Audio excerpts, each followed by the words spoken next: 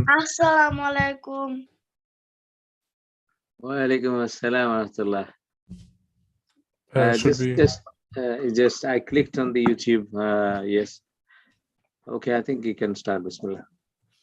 Bismillahir Rahmanir Rahim. Wassalatu wassalamu ala Rasulullah wa ala alihi wa sahbihi ajma'in. Assalamu alaikum wa rahmatullahi wa barakatuh, brothers and sisters. Welcome back to our Sunday sessions. So this week we will be, well, as everyone knows, Ramadan is coming up. So we will be talking about how to prepare the best we can, the best way to prepare for Ramadan. But yeah, Yes. do you want to start, and Abu? Should I start? Okay. I wanted to actually get some what is it called? Idea, from the participants. How everybody is preparing. Actually, are we preparing? If you could share your experience or thoughts, like say, okay, I didn't have time to think about it yet. It's Ramadan is kind of knocking at our door in 2 weeks' time. So today is 20th. I think the first day of month of Ramadan would be most probably 3rd of April. So that means 2nd of April night we're going to pray Taraweeh. So in that sense, we have got about 11, 12, 13 days. So have you had, this is my question I want to start with asking this question. Have you had a chance to think about preparing for Ramadan? Anybody? I would really love to hear from you, inshallah, before I start talking.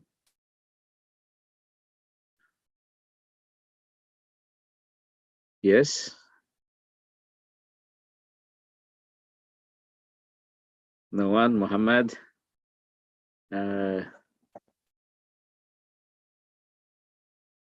So everybody can hear me, yes?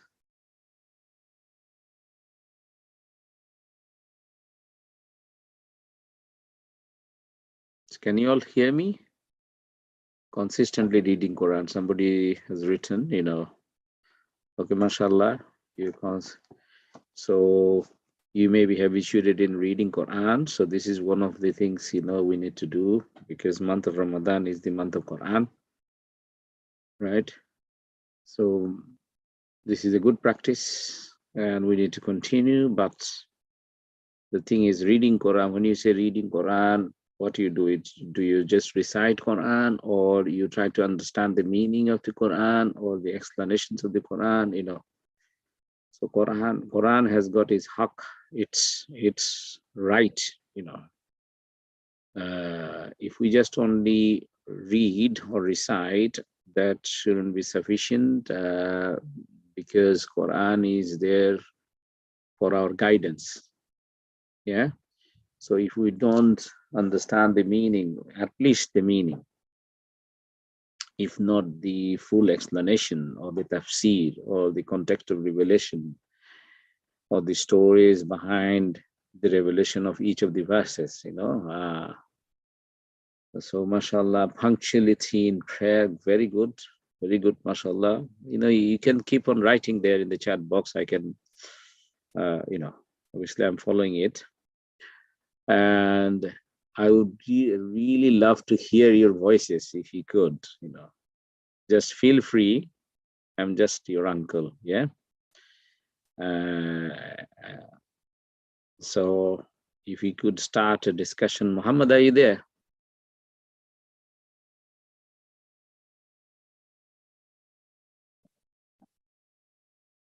Okay, I think maybe let me start. Bismillah. Alhamdulillah, wassalatu wassalamu ala rasulillah.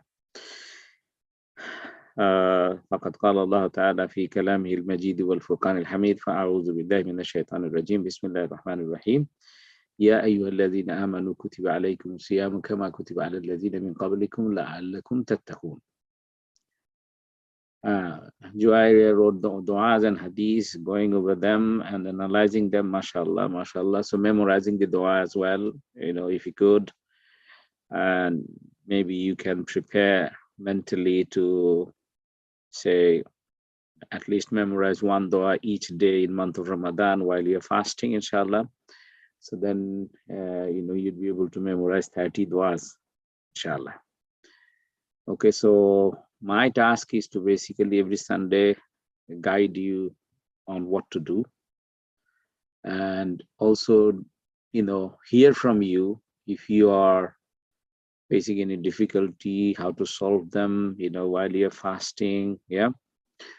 And what else we need to do while we are fasting. What does fasting mean? Is it just only, refraining from eating, drinking, and having, say, intimacy, halal intimacy between husband and wife?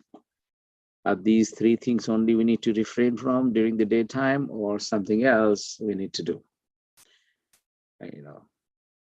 So fasting has got, different levels.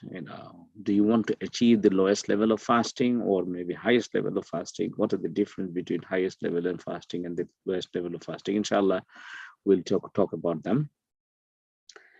So initially, maybe if we talk about, say, I recited the very main verse on month of Ramadan and fasting in the month of Ramadan, that is Surah Baqarah, chapter number 2, verse number 183. So I would advise you all to read from 183 to 187. Within these 5 verses, there is a very specific verse, interesting verse, which is 185 or 186, which is related with dua. You would feel that, it's somehow not fully related with month of Ramadan. But Allah subhanahu wa ta'ala has put that particular verse inside the set of verses on month of Ramadan and fasting, how to do it, who has to do it, and who will have some what is it called, relaxation, particularly for those who are ill, sick, yeah, or travelers. Allah mentioned between 183 to 187, but the verse 183 I recited, I got the time mixed up with, okay, I'll join next Bangla talk, inshallah. Okay, inshallah. For next week, 4:30, still we'll continue with on 4:30 for Bangla speaking talk. But following week, inshallah, we'll start from 2 o'clock, inshallah, in the month of Ramadan. Jazakumullah khair. Okay. So now, what we were talking about, the verses. Verse 183 is saying, Ya ayyuhalladhina amanu kutiba alaykum siyamu kama kutiba ala alladhina min qablikum la'allakum tattaqun. That, oh, you who believe, we have written down on you. Kutiba alaykum, that is, we have basically, written on your forehead, wherever you go, it is such a fard, you cannot avoid. Yeah, it's not verbal. Allah doesn't want to make it obligatory, just only verbally telling you. No, it's saying kutiba. Kutiba means written upon you. That the siyam, the fasting in the month of Ramadan, kama kutiba ala alladhina min qablikum, which I have prescribed before you, before the people, prescribed on the people before you as well. So that means it is not something that I all of a sudden I imposed on you. I'm not doing zulum on the people of Muhammad sallallahu alaihi wasallam. Rather, it has been there. Fasting has been there since the beginning of the humankind, human civilization, that is starting from Adam alayhi salam. Every prophet's had fasting and their followers, obligatory upon them. Okay, why? The reason for fasting is just only one reason. Just only one reason. Very simple one reason, that is to attain taqwa. What is taqwa? Taqwa is you may find in different translations different word. Some may say that fear of Allah. Somewhere you may find it is written as, what is it?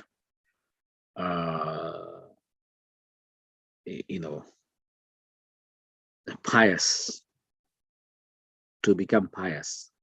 But these are not the correct meanings. These do not actually give you the full comprehensive meaning. The comprehensive meaning, I request you all to basically write it down, wherever you find out taqwa, the word taqwa, that is Allah consciousness. Being conscious of Allah for every moment of my life. So if I can attain that level, that means I have attained taqwa and I can be considered as muttaqi. Okay, Allah conscious person. Taqwa is being Allah conscious. Okay, to attain this taqwa, Allah has given this fasting in the month of Ramadan. And why it is in the month of Ramadan?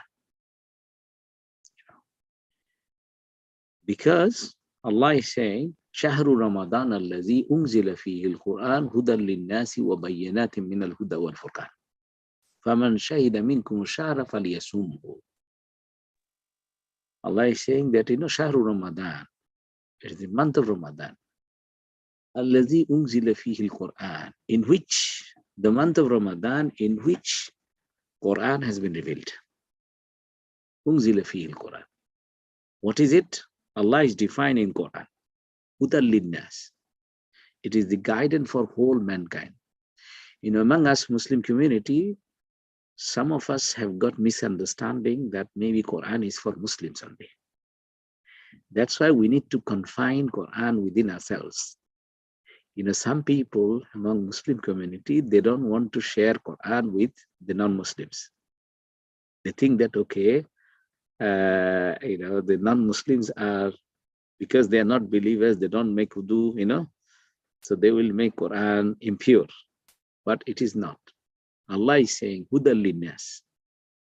It is the guidance for all human beings, whether he's a Muslim or non-Muslim, believer, non-believer, atheist, agnostic, or Islamophobe, or whatever. Mushrik, or Munafiq, Fasik, Zalim, whoever, Muslim, criminal, Muslim means criminal, right? So, Quran is the guidance for all human beings, good and bad. All right, Hudan linnas. Wa bayyinatin min al-huda, and it is the clear expressed guidance. Okay, and wal Furqan. It is the, it is such a book which does farq. Farq means the differentiate between haq and batil, good and bad, truth and lie, truth and falsehood. Okay, this is good. That means, telling truth is good, telling lie is bad. Giving in charity is good. Stealing somebody's, somebody's possession is bad. Robbery is bad. All right. So like that, helping others is good. So these are very pristine, natural, good and bad, for which to understand them, you don't need to go to school or university or college. Yeah. Allah has given this knowledge by fitra, by nature. فَأَلْهَمَهَا فُجُورَهَا وَتَقْوَاهَا قَدْ أَفْلَحَ مَنْ زَكَّاهَا. That we have put ilham in them. We have put inside them the knowledge of fujur and taqwa, the knowledge of bad and the good. قَدْ أَفْلَحَ مَنْ زَكَّاهَا وَقَدْ خَابَ مَنْ دَسَّاهَا. It is up to you whether you want to purify, you want to take the path of purification, then you will be successful. Or you want to corrupt yourself, your nafs, then you'll be doomed. You'll be destroyed. You'll go to hellfire. Huh? So now the issue of taqwa that I talked about, I think, okay, let us move on to main issue, actually the preparation for Ramadan. To attain taqwa, we need to perfect our fasting. To perfect our fasting, what are the things we need to do before Ramadan approaches us, right? So before Ramadan approaches, before I go into that point, I should mention that, what's the importance of fasting? One is the month of Ramadan. Month of Ramadan is, what is it called? Has become the prestigious, honorable month because Quran has been revealed in it. And that's why Allah is saying, فَمَنْ شَهِدَ مِنْكُمُ الشَّهْرَ فَلْيَصُمْهُ. Whoever witnesses this month, they should fast. Okay? So these are the three things actually connected together: Ramadan, fasting, and Quran. In the month of Ramadan, Quran has been revealed. In the honor of the revelation of Quran, Allah has prescribed fasting for us to show thankfulness to Allah, because Allah has revealed the Quran, the guidance book for us. Okay. And I was talking about actually Furqan, Bayyinatan min al-huda wal Furqan, faman shahida minkum shahra falyasum. Okay. So now, in the honor of the revelation of Quran, we're going to fast. So that means Quran has to be very much part of it. If we just only refrain from food and drink and halal intimacy with our wives, men and women, husband and wife, that shouldn't be sufficient. So we need to recite Quran within it to understand what has been revealed, why it was revealed in the month of Ramadan, why what does it mean actually? It was revealed in the month of Ramadan. Anybody? Can anyone tell me? What do you think, Because there could be, there is another set of verses where Allah is saying that it has been revealed in Laylatul Qadr. Okay? And then in reality, we see that Quran has been revealed in 23 years of prophethood of Rasulullah Sallallahu Alaihi Wasallam. How do we reconcile these three things? In here it is saying the Quran has been Shahru Ramadan allazi unzila fihi al-Quran. Quran has been revealed in the month of Ramadan. If we go to Surah Laylatul Qadr, Inna anzalnahu fi Laylatul Qadr, that indeed we have revealed this Quran in the night of Qadr, night of decree, night of power. So that means we can reconcile between these two, because Laylatul Qadr is in the month of Ramadan. So if we say that it has been revealed in Laylatul Qadr, and in another place if we say if it has been revealed in the month of Ramadan, both actually match together, because Laylatul Qadr is inside the month of Ramadan. But then the question is, what I was asking you, how do you reconcile with the fact that Quran has been revealed for the duration of 23 years of prophethood of Rasulullah Sallallahu Alaihi Wasallam? Then how can we then reconcile or justify that the other statements that it has been revealed in Laylatul Qadr? Anybody? Yes? Use your akal, the intellect, and tell me. Okay. if you just use your akal or intellect, you may not, it may not make sense to you. But in reality, actually, the reality was, when Allah is saying that Quran has been revealed on the night of Laylatul Qadr, it means that Quran was in Lawhe Mahfuz, in a protected tablet with Allah subhanahu wa ta'ala, right? Where he is. He is Summa stawa ala al-arsh. He is sitting on his arsh. Okay? So in there with him, Quran was there in Lawh Mahfuz. Okay? You will find it in Surah Buruj. Okay?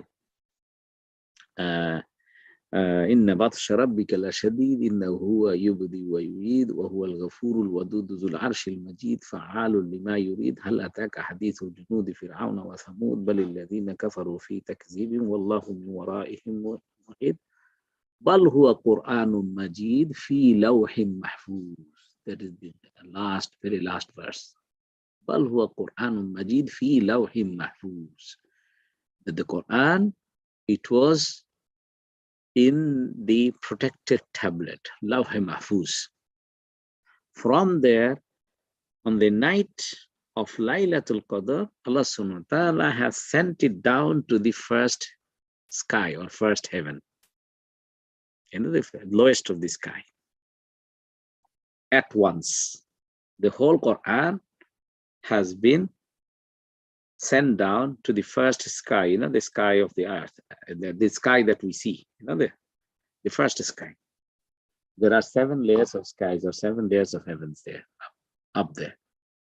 And from there,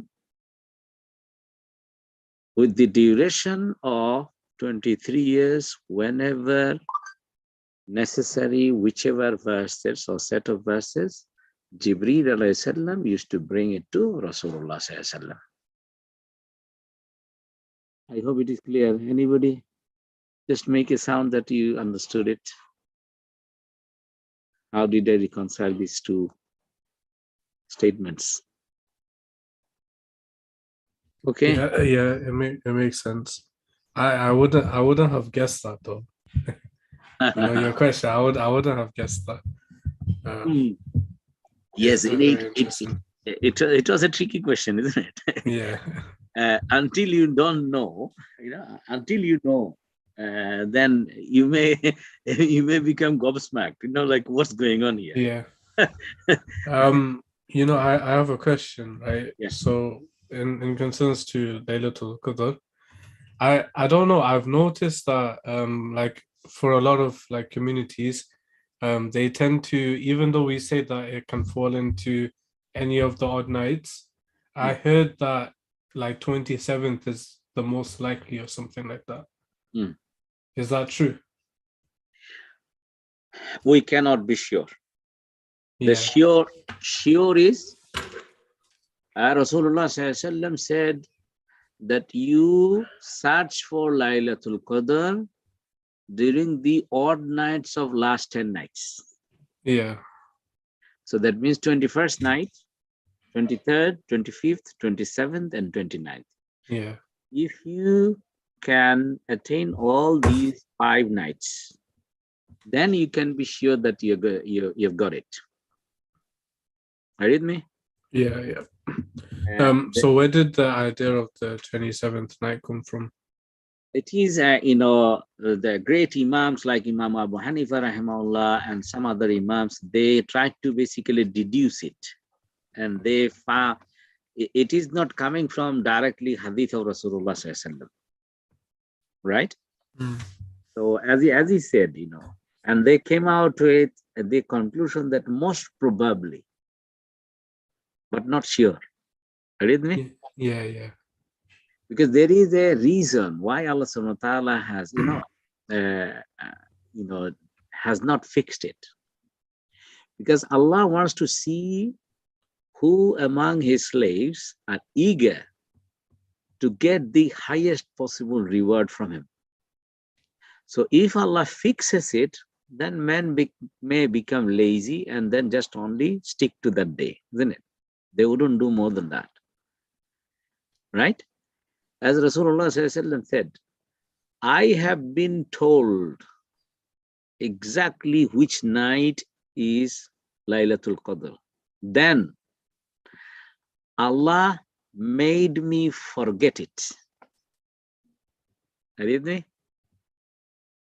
Okay, so, but only confirmed hadith that we get is Rasulullah told Aisha radiallahu anha, and then there are many hadiths, but mainly most prominent ones are narrated by Aisha radiallahu anha, his wife Ummul Mu'mineen, our mother of believers. Yeah.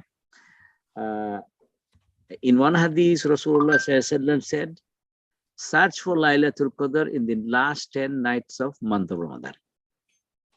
In another hadith, Rasulullah made it more specific, that odd nights of last 10 nights. Is it clear, Muhammad? Yeah. Yeah. Okay, so inshallah we'll talk about Laylatul Qadr during the month of Ramadan in detail.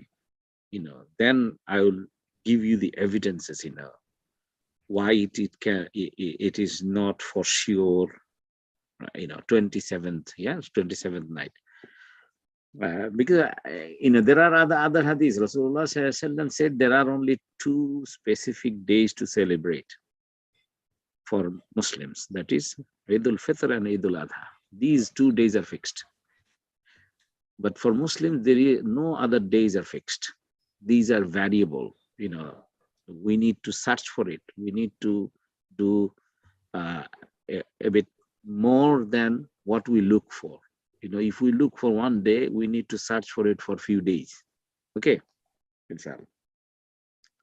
Any other question before I move on to the next point? Okay. So now Rasulullah is saying, look, this is very important, that kullu amali ibn Adam lahu illa siyam fa innahu li wa ana ajzi bih. It is a hadith Qudsi. Rasulullah telling that Allah subhanahu wa ta'ala said that every act of son of Adam, every deed of son of Adam, every amal is for him. In another hadith, Rasulullah said that the reward of every good deed of a person is multiplied from 10 to 700 times. Minimum say 10, maximum up to 700 times. Allah has mentioned in another place, مثل الذين ينفقون أموالهم في سبيل الله كمثل حبة أنبتت 7 سنابل في كل سنبلة 100 حبة والله يضاعف لمن يشاء والله واسع عليم. That summary of, because this is a long sentence, summary of it is, if anybody spends in the way of Allah £1, Allah subhanahu wa ta'ala can increase it to 700 times, 700 pound equivalent.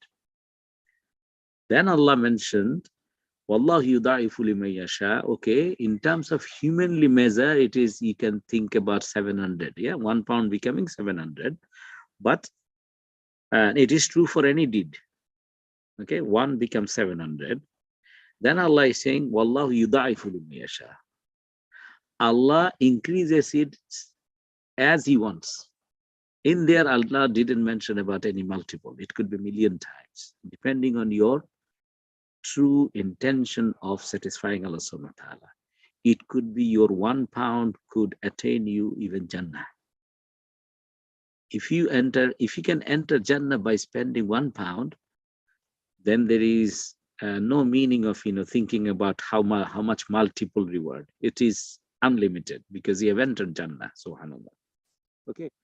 So then, this is true for all other acts, but except as-siyam, the fasting. Why? Allah subhanahu wa ta'ala is saying, as-sawmu li fa innahu li wa ana ajzi bi. Because the fasting is for me.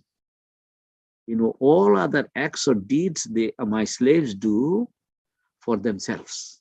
Even prayer for themselves. But the siyam, the fasting, he does it for me. For that reason, I would reward him myself. And the reward is in another place. Allah is saying that basically he will see me on the day of judgment. Meaning you cannot see Allah subhanahu wa ta'ala unless you can enter Jannah. So after you enter Jannah, very last reward of a believer, last and the best reward of a believer to be able to see Allah subhanahu wa ta'ala. Allah will reveal himself to him. So we are going to, inshallah, we're going to see Allah subhanahu wa ta'ala in Jannah. Okay.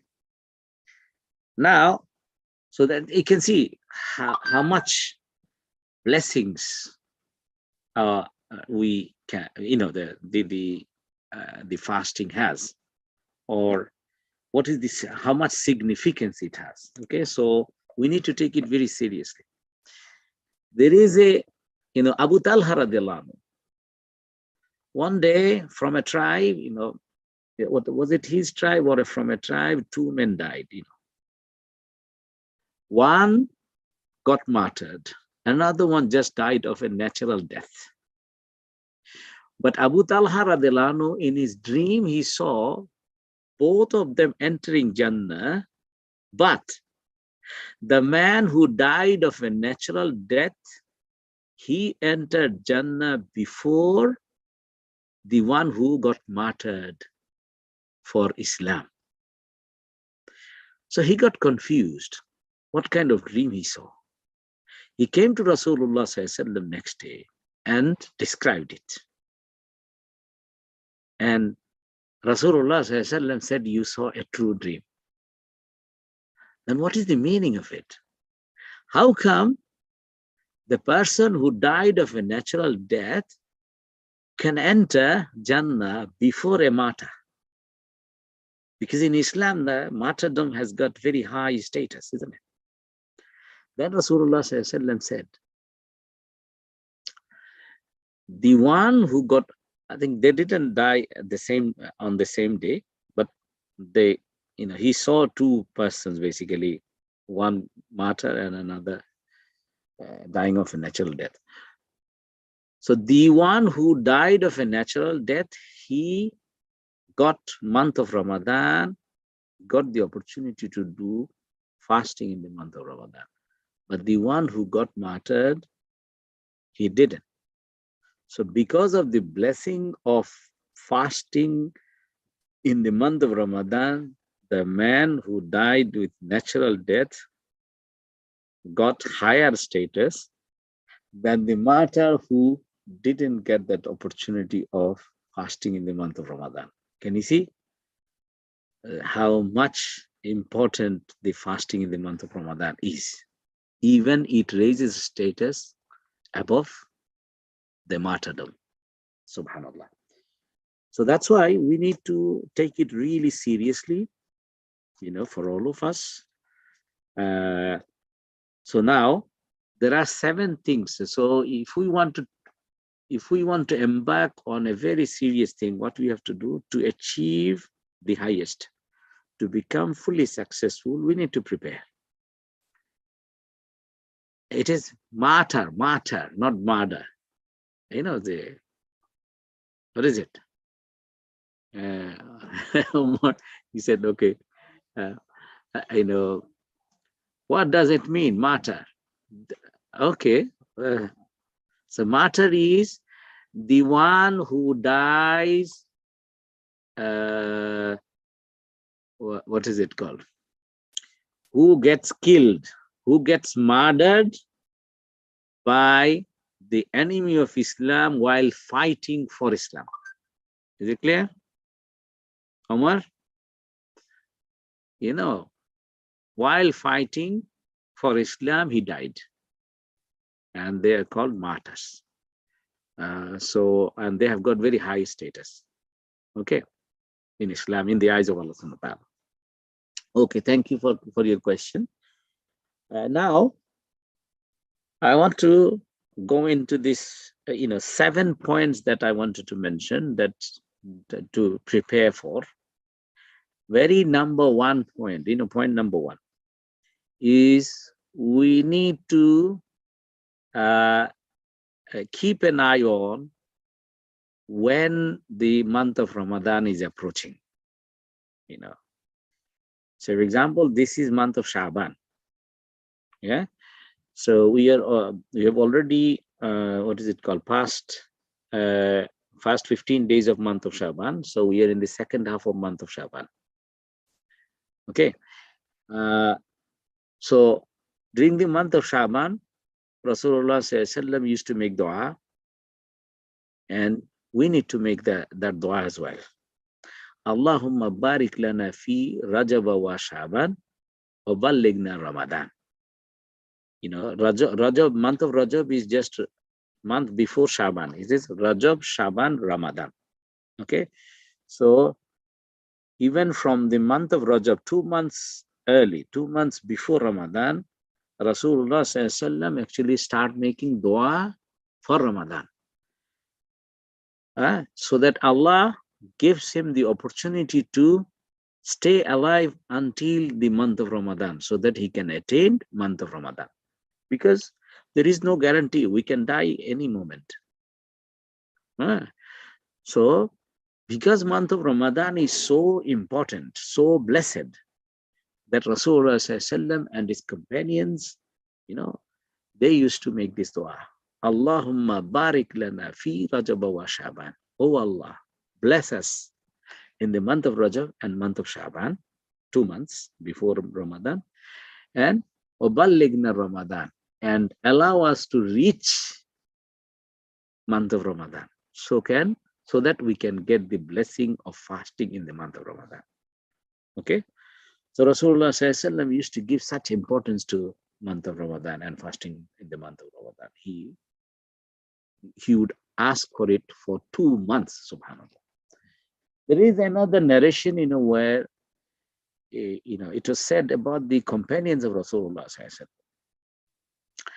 They used to be busy with whole year. It's a busy whole year with month of Ramadan, related with month of Ramadan. That, what does it mean?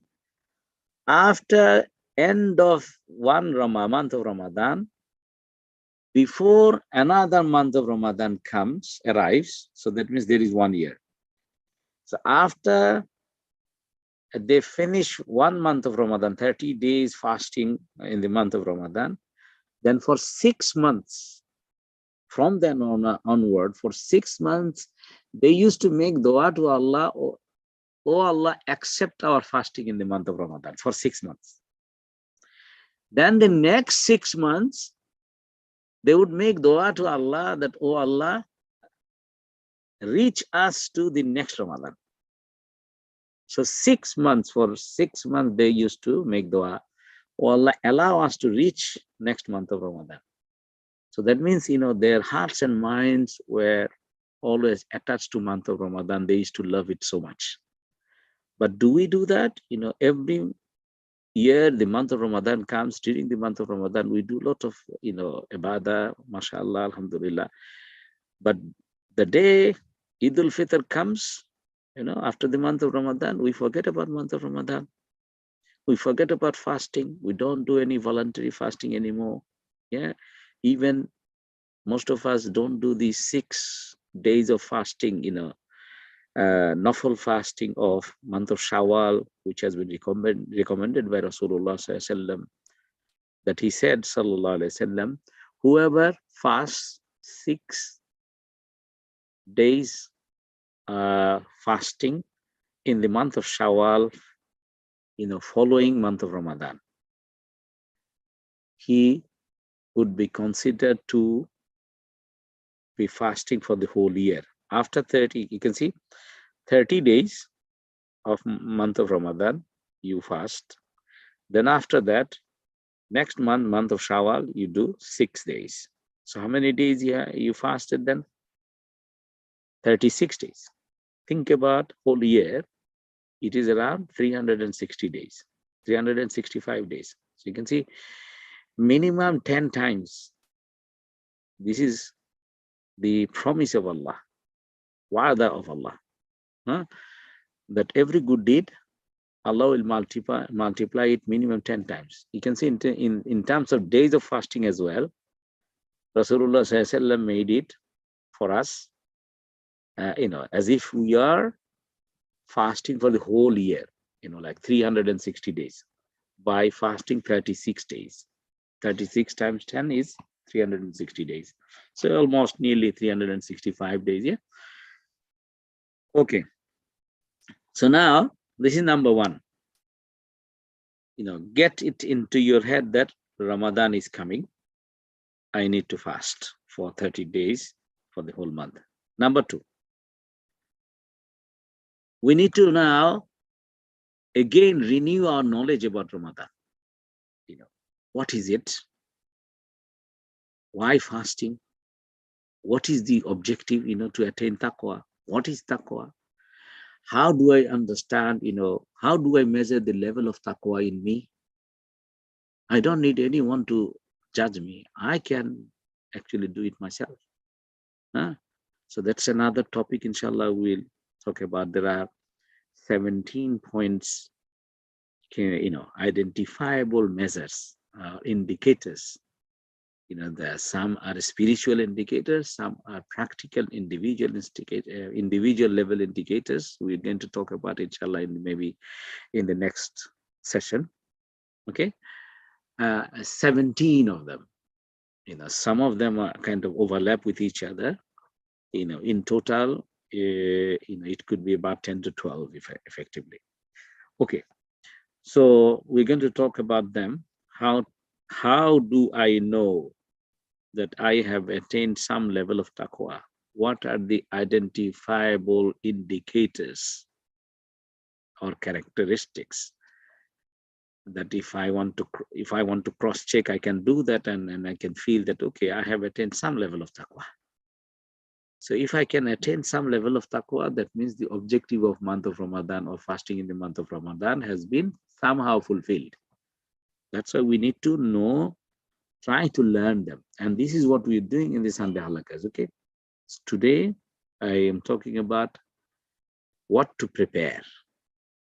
Next week I'm going to talk about main aim or the reason for fasting, that is taqwa, and what it is. As I said, identifiable indicators I'm going to talk about. Okay. So its importance, is significance, how does it relate with our akhirah? How does it relate with our dunya in this world?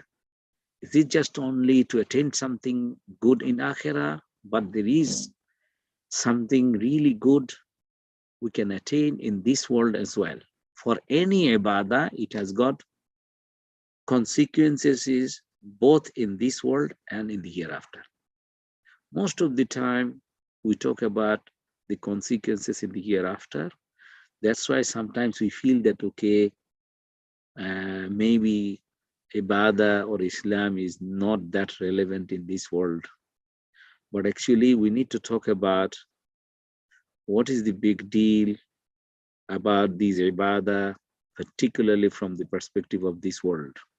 Yes, Muhammad. Yeah, I don't know if you answered already, but Umar asked, what is the meaning of martyr? Did I not?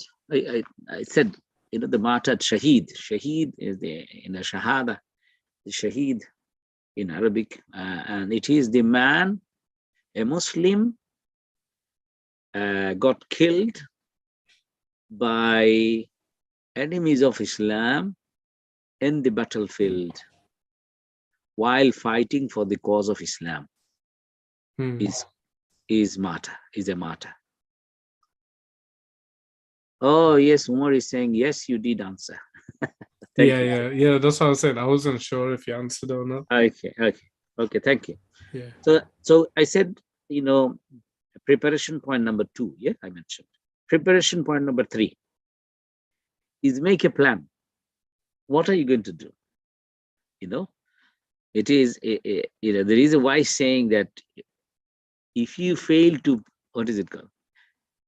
If you fail to plan, actually you are planning to fail. Failure to plan means plan to failure. If you don't plan, your auto plan is basically plan to fail. to do anything. If you want to do really good in the exam, you need to plan. You need to make a routine. You need to make a schedule that which hour, which subject, which day you're going to read, study, revision. Yeah. So you have to have a revision plan. You have to have, a study plan. Okay. So similarly, if you want to achieve as much as you want during the month of Ramadan, you need to make a plan. You need to make a schedule. Every day, what are you going to do? Okay. The major things you need to make plan about is the number one is you want to perfect the 5 times prayer. In addition to fasting itself, right? You want to perfect the 5 times prayer.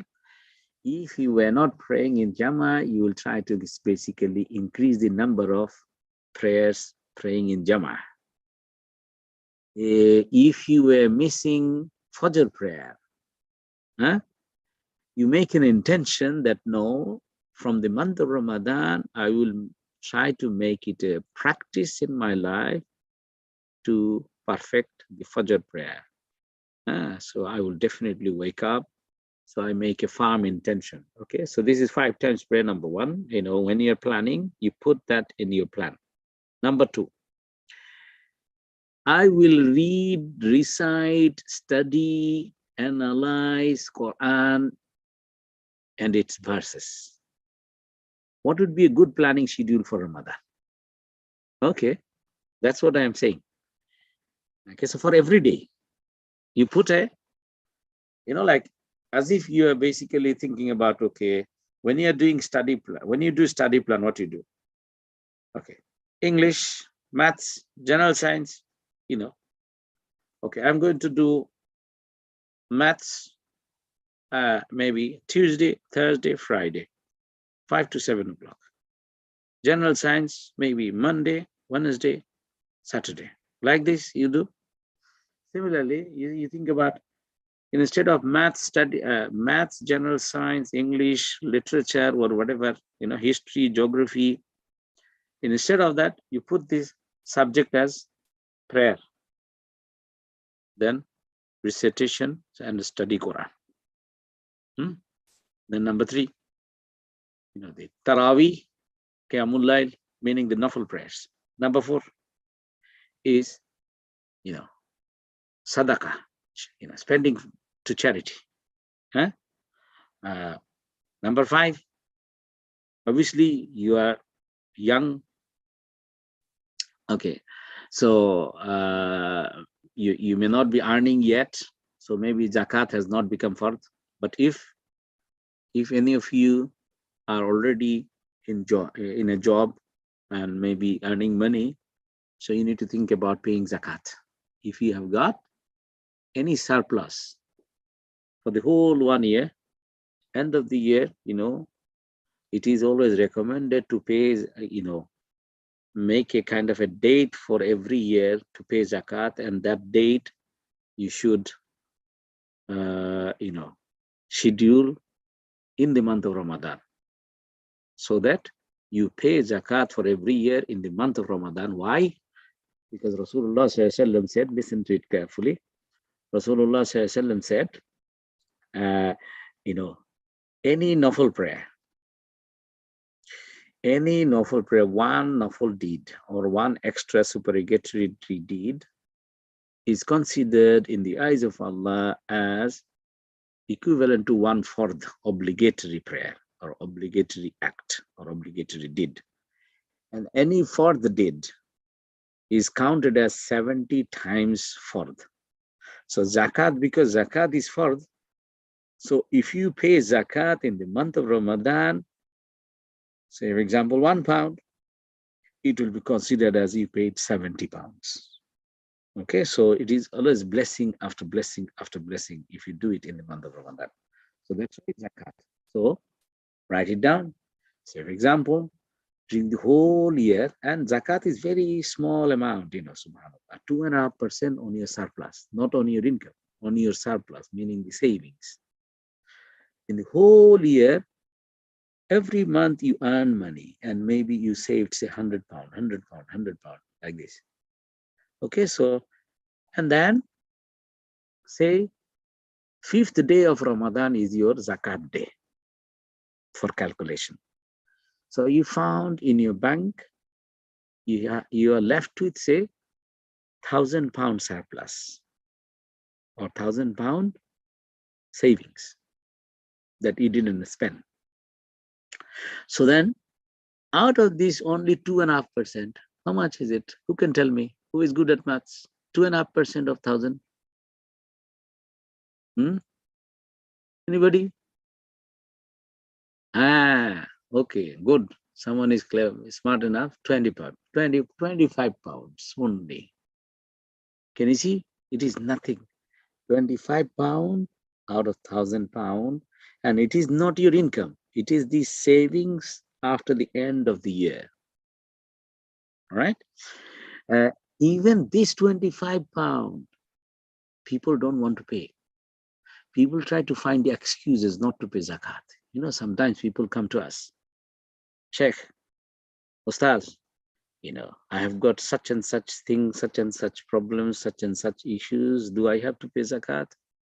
If I say that, okay, yes, you have to pay zakat, then he comes out with another such and such reason, such and such reason. Do I have to pay zakat? And at some point, I realize actually he wants me to tell him that, okay, you don't need to pay.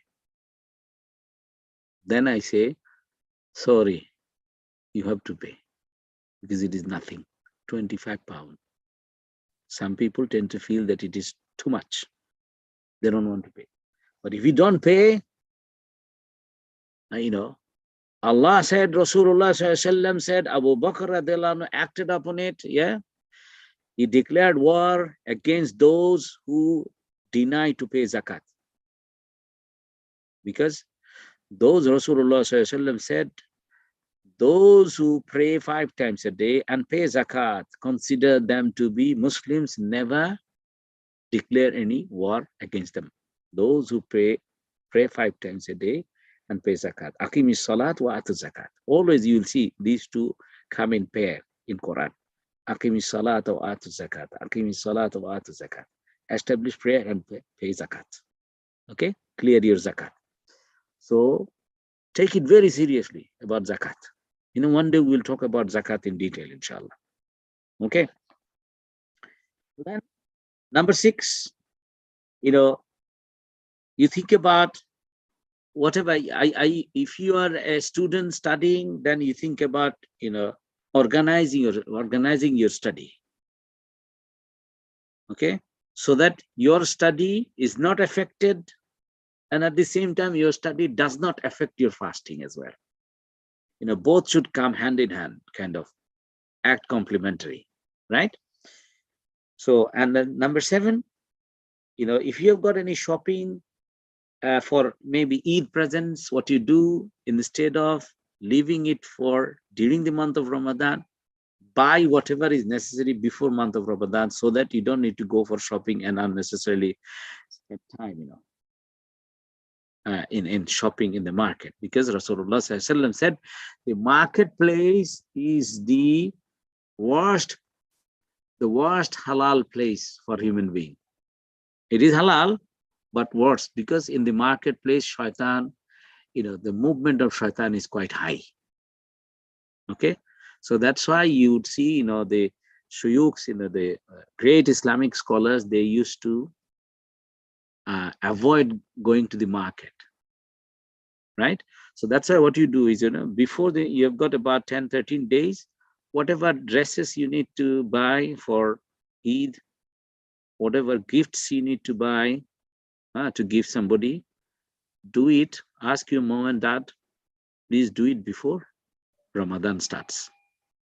So these are the on the point 3, that is, you know, planning for Ramadan. I said put all these 7 things in the list, and you know, for each day how much you want to do. Now, some people do Quran recitation. Quran recitation. Just can you? Okay. So some people, they recite Quran, say one chapter, what is it called? One juz in one day. But it's not necessary. Basically, whatever you recite, if it is as minimum as 10 verses, but you try to understand it by studying it. Okay. Number 4, I think maybe we stop here. So 3 points I have mentioned. So because already it is, what is it? 1 hour has gone. Yeah. Or should I continue? Yeah.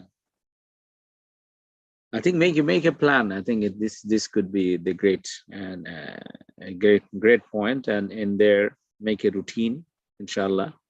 Get into the mode of fasting, and maybe if I just highlight on the give you the points, like number 4 is try to understand your life pattern. If you have got any illness, you have to take medicine.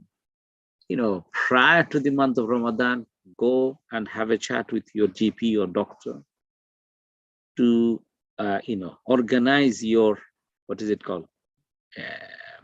Taking medicine, If you have to take medicine, a particular medicine 3 times a day, how can you do it maybe starting from after iftar until sehri during the night time, so that during the daytime, you don't need to take medicine, right? Yeah, if you think about, the job or the study, you have to go to, say, for example, 9 o'clock to the school or college, and then come back maybe 5 o'clock. So think about, is there anything that you need to do which would not affect your study and which would not affect your fasting as well? If you're going to the work as well, so think about in all the 5 times prayer, whether you can do it properly. Yeah. Any any business at the social level, yeah, social engagement, yeah, if there is anything, if that could affect your ibadah, then maybe cut it down. So you think about your regular activities and see which one you want to continue, which one you shouldn't during the month of Ramadan. You prepare, basically. Okay. Number 5 is spiritual and mental preparation, in terms of trying to get into habit of, what is it called? Reducing your anger pattern, improving your anger pattern, improving your sabr, the patience. Okay. Say, for example, some people, they have got a habit of unnecessarily, what is it, swearing. Yeah. So you start trying to control your, what is it called? Speaking, control your tongue. Yeah. Some people have got a habit of, the backbiting, slandering. So you start trying to control them before the Ramadan approaches, so that in the month of Ramadan, you find it easy to refrain from them. Number 6, any bad habits you have, waking up very late in the morning. Some people, while they're fasting, they sleep until afternoon. So actually that makes your fasting kind of lighter. So you need to wake up in the, obviously stay awake until Fajr prayer, do the Fajr prayer. Maybe, you can have some nap in the afternoon, fine, but you shouldn't stay sleeping for most of the day to avoid the suffering of your hunger. Yeah. You shouldn't do that. So these, you look at your drinking habits. If you have a habit of drinking coffee or tea for many times, so now you need to start trying to cut down, so that during the month of Ramadan, you don't face any problem. You don't face any craze to drink coffee now. If you have habit of drinking coffee or tea for 10 times or 20 times, yeah. So you try to cut down. And number 7 is when you are making any plan, you start making plan of any other activities in your life around your 5 times prayer. But what you do is, you fix, say, Fajr prayer this time, Zohar this, Asr, Maghrib, Isha, and then put your study or your work in the middle between the prayers. And that is the best routine actually one can have, because the believer's day should be evolved around the fixation of their 5 times prayer. May Allah give us tawfiq to actually achieve the best in the month of Ramadan and prepare and give us the tawfiq to basically prepare for that. I finish here. Subhanaka Allahumma bihamdika ashhadu an la ilaha illa anta astaghfiruka wa atubu ilaik. If you have got any question, maybe for a few minutes, inshallah. 7 points I mentioned to prepare. Yes, Muhammad, should we finish? Yeah. If no one has any questions, we'll finish. Okay, Jazakumullah khair. So please give some time to prepare mentally, physically, spiritually, inshallah, by rearranging your regular routine and planning for particularly prayers and understanding Quran, reading and understanding Quran. Jazakumullah khair. Subhanaka Allahumma bihamdika ashhadu an la ilaha illa anta astaghfiruka wa atubu ilaik. Assalamu alaikum wa rahmatullah.